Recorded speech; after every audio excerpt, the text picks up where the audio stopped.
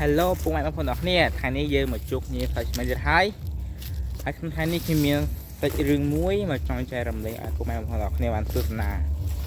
ហើយរឿងមួយនេះក្នុង website ខ្លះគេ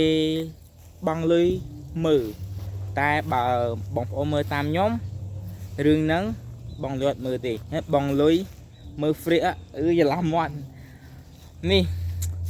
អត់បង់លុយមើល free រឿងនេះវាមានចំណងជើងថាក្បាច់ដាវអង្រុនពិភពគុណ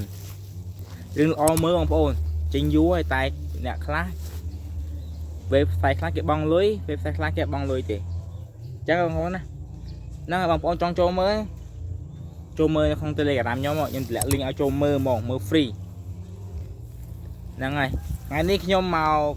កាត់ស្លឹកចេកបងប្អូននេះកាត់ស្លឹកចេកតាហ្នឹងថ្ងៃអាទិត្យអេនេះមានមិត្តភក្តិខ្ញុំមកមួយទៀតនេះក្រហមអេមកនេះទូកាមេរ៉ាមែននេះបងប្អូនមើលមកហើយកែងណាស់ហើយឥឡូវហ្នឹងបងប្អូនមានប៉ុណ្ណឹងឯងបាយបាយ